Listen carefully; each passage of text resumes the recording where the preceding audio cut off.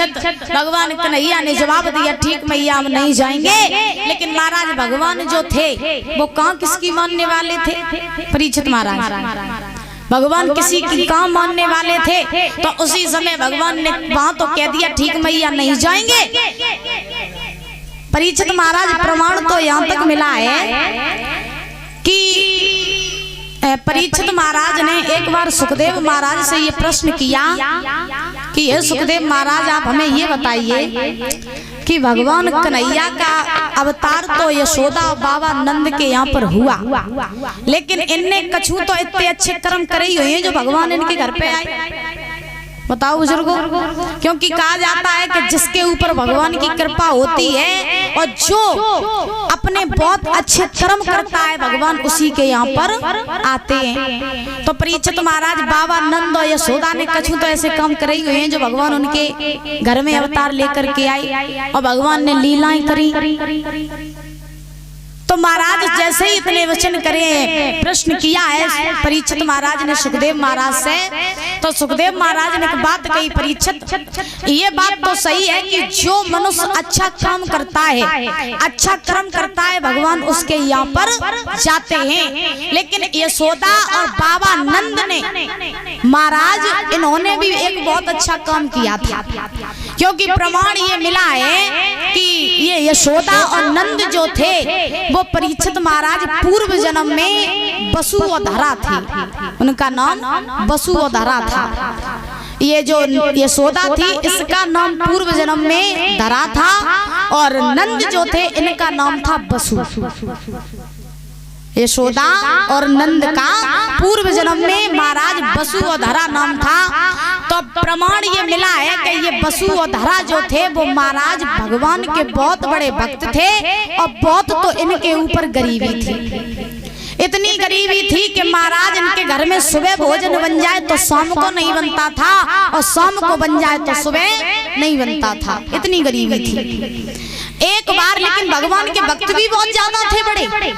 एक बार भगवान ने जब देखा कि ये वसुधरा जो है वो हमारी बहुत भक्ति करते हैं और इनके ऊपर हमने कष्ट भी बहुत दिए हैं, तो क्यों ना चल करके हमें इनकी परीक्षा ले लेनी चाहिए। क्योंकि महाराज भगवान जो है ना, जो भक्त भगवान की बहुत भक्ति करता है, जो मनुष्य भगवान की बहुत ज्यादा भक्ति करता है, ध्यान रखना भगवान उसकी हमेशा परीक्षा लेते हैं।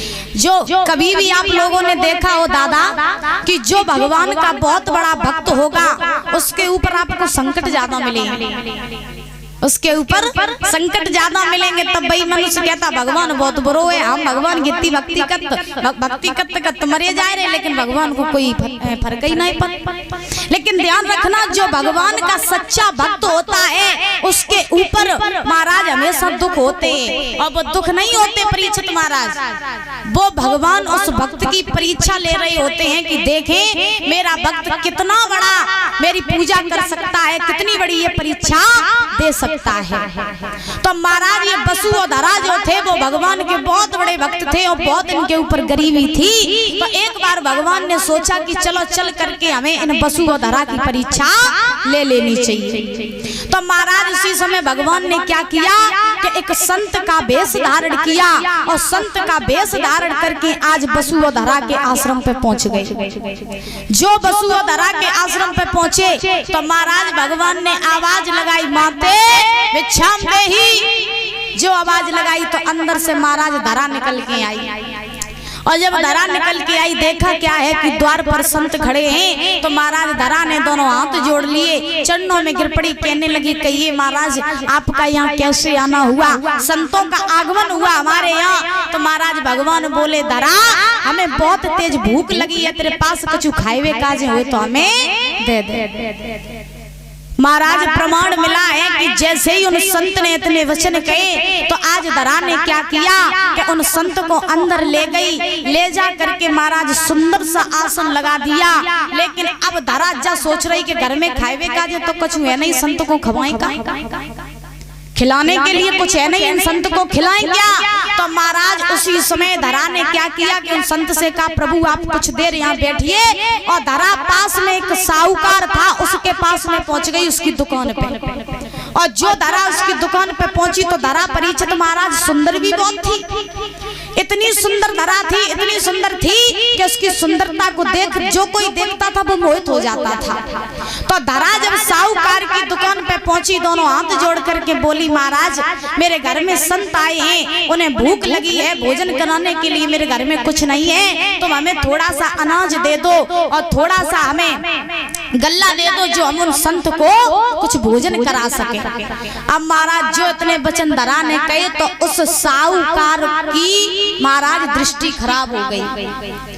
और जब साहूकार ने धरा की सुंदरता को देखा तो देख करके नियत खराब हो गई। अब महाराज साहूकार कहने लगा, ए धरा हम तुझे अनाज तो दे देंगे, लेकिन उसके बदले में तू हमें क्या देगी?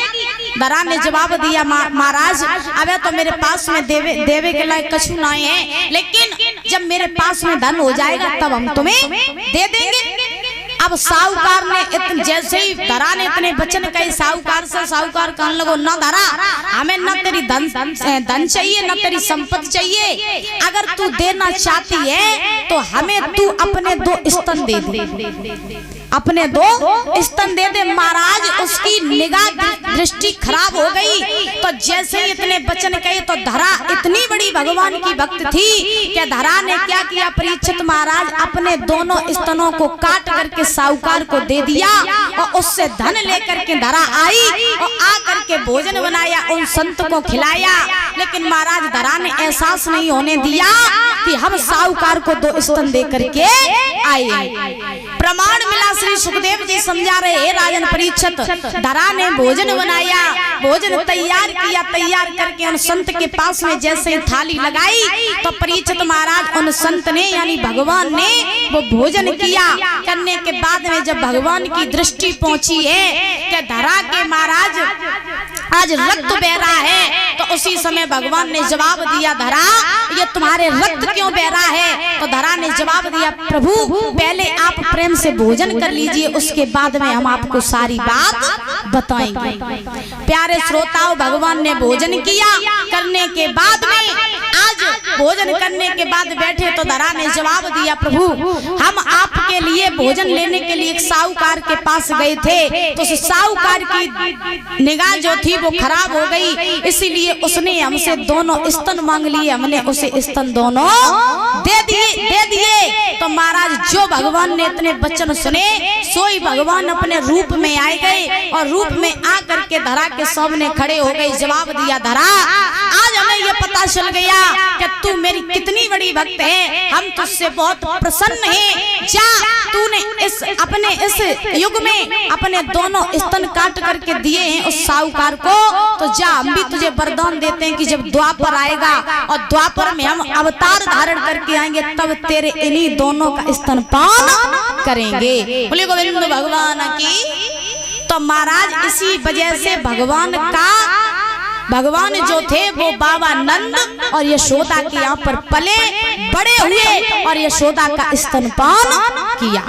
बोले श्रीमद् भागवत महापुराण की। इसीलिए कहा जाता है कि जो भगवान का बड़ा भक्त होता है भगवान उसकी परीक्षा अवश्य लेते हैं। और ध्यान रखना, मनुष्य के जीवन में परीक्षित महाराज सबसे भगवान से कभी ये मत मांगो कि हमें धन दे दो, संपत्ति दे दो, हमें दौलत दे दो। भगवान से कभी मत मांगना, क्योंकि जिसके पास में धन संपत्ति दौलत आ जाती है अक्सर वो लोग भगवान को भूल जाया करते हैं। बुजुर्गों, जिनके पास में धन दौलत संपत्ति आ जाती है अक्सर वो भगवान को भूल जाया करते हैं। लेकिन महाराज जब भी जाओ तब भगवान से एक ही बात मांगो, प्रभु हमें दुख दे दो, प्रभु हमें दुख दे दो। क्योंकि महाराज बताया जाता है कि दुख ही केवल एक ऐसा साधन है जिसके द्वारा मनुष्य भगवान को प्राप्त करता है, भगवान को याद करता है। अच्छा सही बताना, यहाँ सभी लोग बैठे हैं, बड़े बुजुर्ग बैठे, सभी बैठे, जिनके पास में धन संपत्ति हो तो महाराज वो भगवान को कभी याद नहीं करते।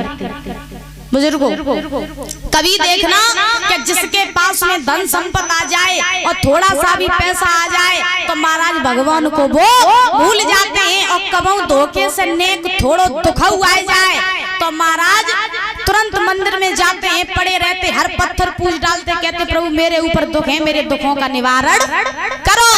तो महाराज बताया जाता है महाभारत में जब महाभारत का युद्ध हुआ था, बुजुर्गों, जब महाभारत का युद्ध हुआ था होने के बाद में जब भगवान ये धरा छोड़ करके जा रहे थे तो महाराज भगवान ने पांडवों से, कुंती से एक बात कही, बुआ हम तेरी भक्ति से बड़े प्रसन्न हैं और बुआ तू मेरे साथ में रह करके तूने मेरी सेवा भी की और मैं पांडवों के साथ में भी रहा, उनकी भी मैंने रक्षा करी। बुआ ऐसो कर कि हमसे तू कोई वरदान मांग ले, हमसे कोई वरदान मांग ले। तो महाराज कुंती ने भगवान कन्हैया से बात कही थी कि हे कन्हैया, हे माधव, अगर तुम हमारी भक्ति से प्रसन्न हो तो हम तुमसे कुछ ज्यादा नहीं चाहते हैं, अगर तुम हमें देना चाहते हो तो केवल केवल हमें दुख दे दो, केवल केवल हमें दुख दे दो। तो जो कुंती ने इतने वचन कहे तो भगवान बोले बुआ सब जिंदगी तो है गई, तूने दुख उठात और जब हम जा रहे हैं तो मैया अंत में तू दुख ही मांग रहा है, ऐसा क्या कारण है बुआ? तो कुंती ने एक बात कही कि हे कन्हैया, कारण तो केवल एक है कि अगर हम धन संपत्ति में तुमसे मांग लेंगे, धन दौलत तुमसे मांग लेंगे तो कन्हैया कुछ क्षण के लिए हम तुम्हें भूल सकते हैं, लेकिन अगर मेरे ऊपर दुख बने रहे तो हम तुम्हें भूल नहीं पाएंगे। इसीलिए ऐसे दुख को बार बार प्रणाम करना चाहिए जो हमें भगवान की याद दिलवाता है। बोलिए गोविंद भगवान की।